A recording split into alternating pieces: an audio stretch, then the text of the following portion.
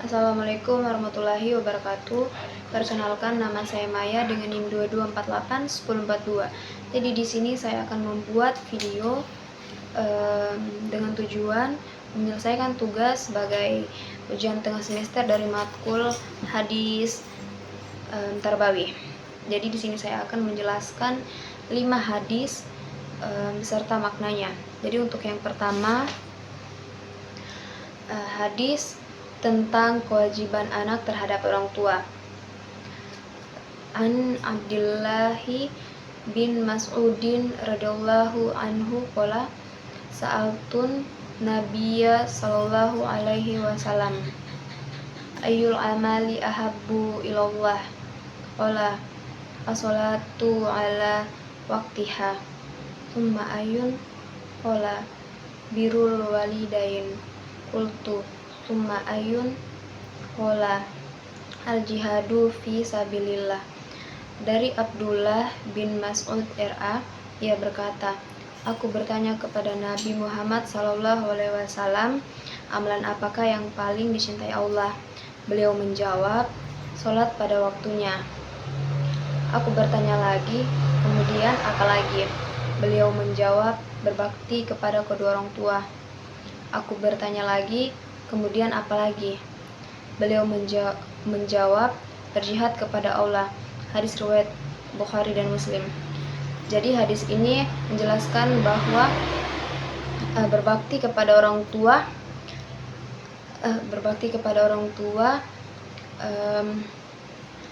merupakan salah satu amalan yang paling dicintai Allah Subhanahu wa taala.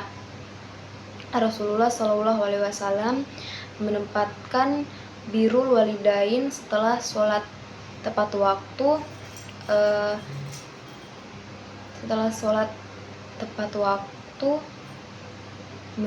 Ini menunjukkan bahwa menyayangi dan menghormati orang tua itu menjadi hal yang penting dalam Islam.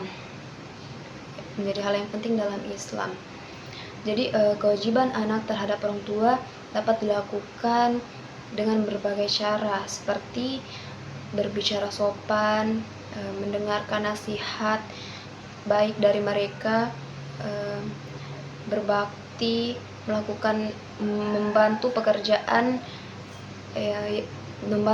mereka yang bisa kita lakukan, serta menjaga perasaan dan tidak berkata kasar kepada mereka. Jadi ketika mereka sedang lanjut usia atau sedang sakit, kita sebagai anak harus menjaga dan merawat mereka dengan baik.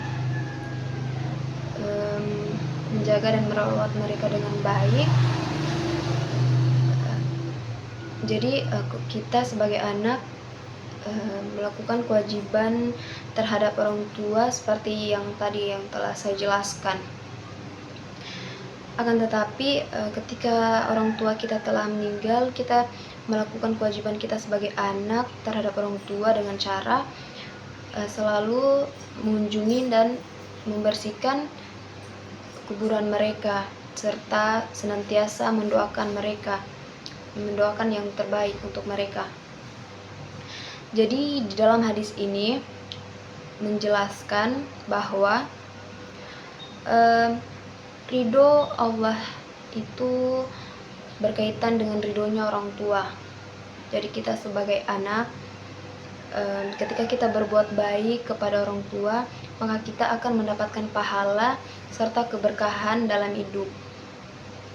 Baik, jadi itu tadi hadis tentang kewajiban anak terhadap orang tua. Selanjutnya saya akan menjelaskan hadis tentang kewajiban orang tua terhadap anak.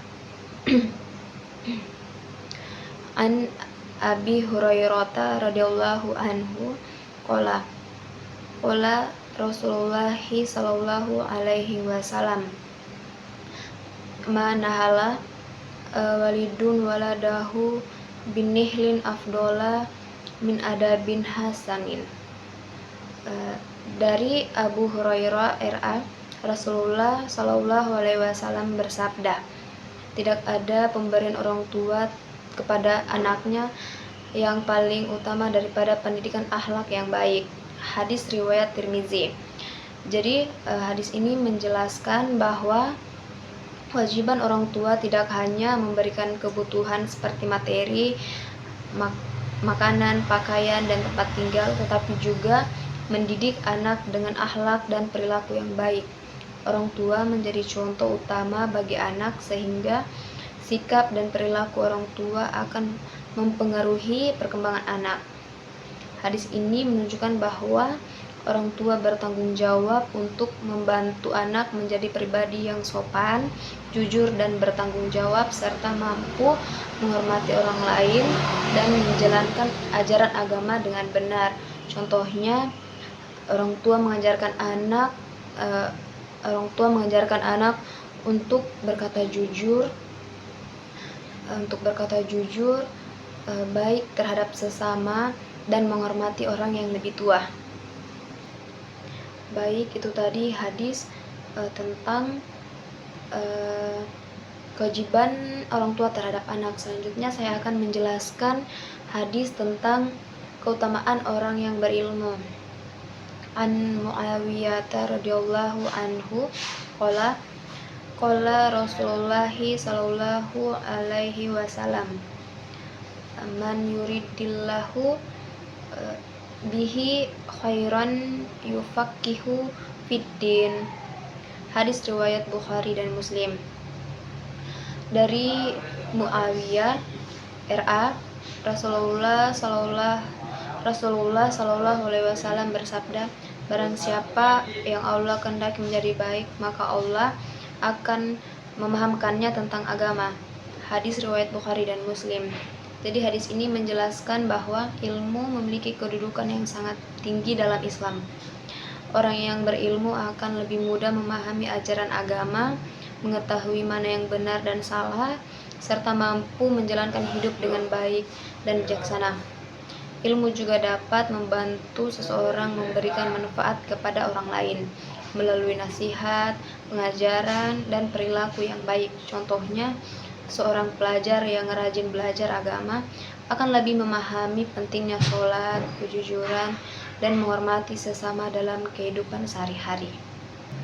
Baik, selanjutnya saya akan menjelaskan hadis tentang pendidikan akidah, ibadah, dan akhlak.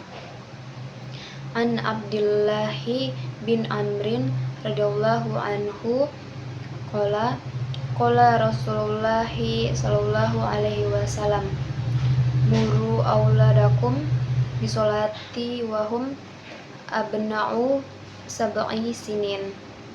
Dari Abdullah bin Amr RA, Rasulullah sallallahu alaihi wasallam bersabda, perintahkanlah anak-anak kalian untuk melaksanakan sholat ketika mereka berusia 7 tahun. Hadis riwayat Abu Dawud. Jadi hadis ini menjelaskan bahwa pendidikan akidah, ibadah, dan akhlak harus diajarkan sejak anak masih kecil. Anak perlu dibiasakan mengenal Allah Subhanahu wa Ta'ala, seperti melaksanakan sholat dan memiliki perilaku yang baik agar menjadi kebiasaan ketika dewasa. Pendidikan sejak dini akan membantu anak tumbuh menjadi anak yang memiliki pribadi disiplin dan memiliki akhlak yang baik. Contohnya, orang tua mengajak anak melaksanakan sholat berjamaah, berbicara sopan sehari-hari, serta berbuat baik atau suka menolong sesama. Dan yang terakhir, hadis tentang kewajiban menuntut ilmu pengetahuan. An Anasi bin Malikin radhiyallahu anhu qala Rasulullah sallallahu alaihi wasallam, talabul ilmi faridatun ala kulli muslimin. Dari Anas bin Malik RA, Rasulullah sallallahu alaihi wasallam bersabda, menuntut ilmu itu wajib bagi setiap muslim. Hadis riwayat Ibnu Majah. Jadi hadis ini menjelaskan bahwa setiap orang muslim wajib menuntut ilmu baik ilmu agama maupun ilmu umum yang bermanfaat. Dengan ilmu, seseorang dapat memahami ajaran Islam dengan benar, meningkatkan kemampuan diri, dan memberikan manfaat bagi masyarakat. Orang yang berilmu juga akan lebih mudah mencapai tujuan hidup dan mengambil keputusan yang baik. Contohnya, siswa belajar dengan baik di sekolah, memanfaatkan buku dan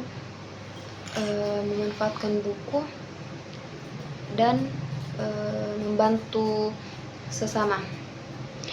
Mungkin itu saja yang bisa saya jelaskan, lebih dan kurangnya mohon dimaafkan. Saya akhiri dengan kata wabillahi taufiq wal hidayah. Wassalamualaikum warahmatullahi wabarakatuh.